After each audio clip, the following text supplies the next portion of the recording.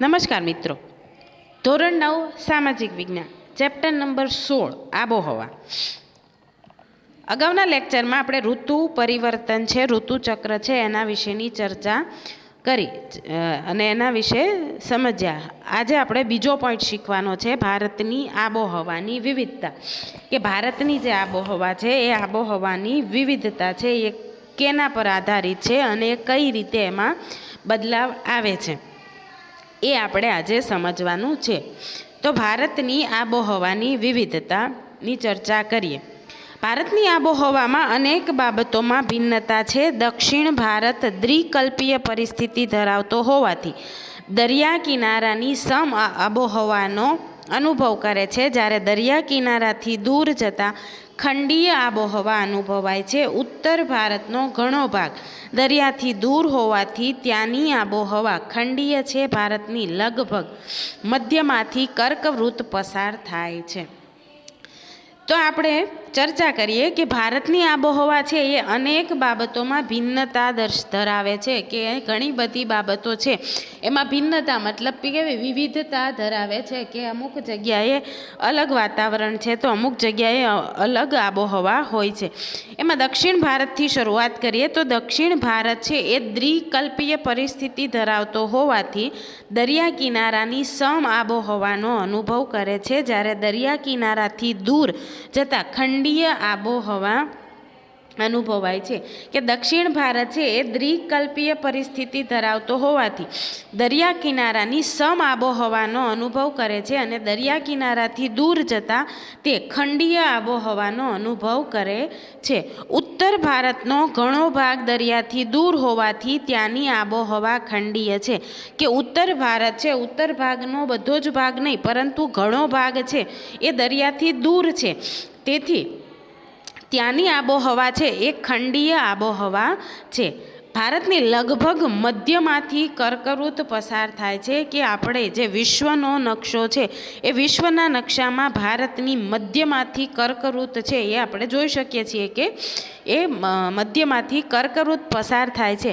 દક્ષિણ ભાગ ઉષ્ણકટિબંધમાં અને ઉત્તર ભાગ સમશીતોષ્ણ કટિબંધમાં આવેલો છે. પરિણામે દેશના જુદા જુદા ભાગોમાં આવેલા સ્થળોના તાપમાન અને વાતાવરણમાં ઘણો મોટો તફાવત નોંધાય છે. કે દક્ષિણ ભાગ છે જે દક્ષિણ ભાગ એ ઉષ્ણકટિબંધમાં અને ઉત્તર ભાગ છે એ સમશીતોષ્ણ કટિબંધમાં આવેલો છે. પરિણામે દેશના જે જુદા જુદા ભાગો છે, જુદા જુદા ભાગોમાં આવેલા સ્થળો છે તેના તાપમાન અને વરસાદમાં ઘણો બધો તફાવત નોંધી શકાય છે. કે એમાં ઘણો બધો તફાવત છે એ આપણે જોઈ શકીએ છીએ.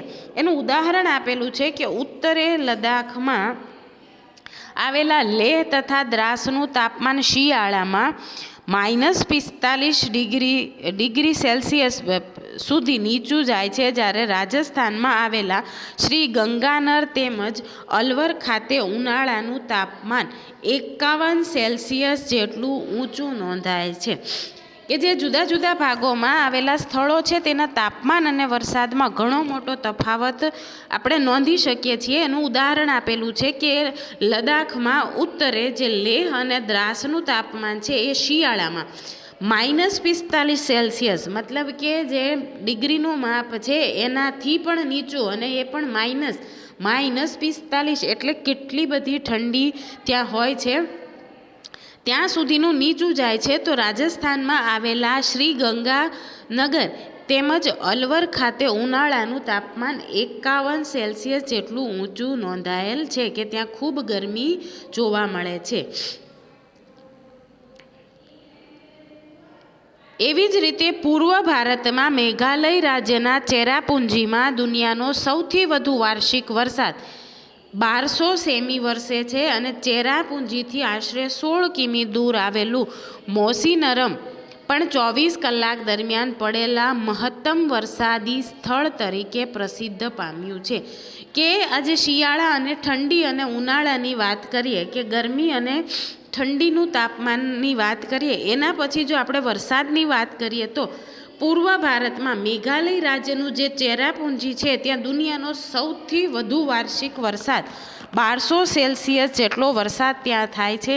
તો ચેરાપુંજીથી જ આશરે 16 કિમી જેટલું દૂર આવેલું જે સ્થળ છે મોસીનરમ, ત્યાં 24 કલાક દરમિયાન પડેલા મહત્તમ વરસાદી સ્થળ તરીકે પ્રસિદ્ધ પામેલું છે. જ્યારે પશ્ચિમ રાજસ્થાનમાં આવેલા રણ પ્રદેશમાં સમગ્ર વર્ષ દરમિયાન કેવળ 10 થી 12 સેમી વરસાદ પડે છે. તો દેશમાં કોઈ પણ એક પ્રદેશમાં પૂરની વિકટ પરિસ્થિતિએ ભયંકર તારાજી સર્જી હોય અને બીજા પ્રદેશમાં વરસાદ ન પડવાને લીધે દુષ્કાળ અને ગરમીની પરિસ્થિતિ સર્જાયેલ હોય એવી વિરોધાભાસી આબોહવાકીય સ્થિતિ આપણા દેશમાં જોવા મળે છે. કે મિત્રો આપણે અહીં સમજી શકીએ છીએ કે આપણા દેશની આબોહવા છે એ મોસમી આબોહવા હોવાને કારણે અમુક જગ્યાએ વધારે ઠંડુ વાતાવરણ જોઈ શકીએ છીએ, તો અમુક જગ્યાએ આપણે વધારે ગરમ વાતાવરણ જોઈ શકીએ છીએ. અમુક સ્થળોએ વાર્ષિક વરસાદનું જેટલું એવરેજ હોય છે એટલું જ 24 કલાકનું એવરેજ એક જગ્યાએ હોય છે. તો એના કારણસર દેશમાં એવું પણ બની શકે કે ખૂબ જ વરસાદ થવાને કારણે એક જગ્યાએ પૂરની પરિસ્થિતિ સર્જાય છે, તો સામે બીજો એક પ્રદેશ એવો છે કે ત્યાં દુષ્કાળ અને ગરમીની પરિસ્થિતિ હોય. આવો વિરોધાભાસી આબોહવા પણ આપણે જોઈ શકીએ છીએ.